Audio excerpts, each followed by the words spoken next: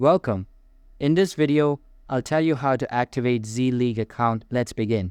First, make sure the Z-League app is installed on your device. If not, head to the Google Play Store or App Store and search for Z-League.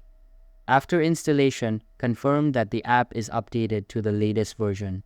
Once verified, open the app and log into your account. On the home page, tap your profile picture at the top right corner of the screen.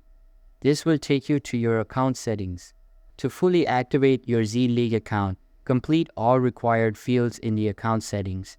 This includes providing your personal information and setting up a valid payment method.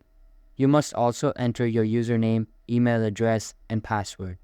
After all the necessary details are filled in, your Z-League account will automatically activate.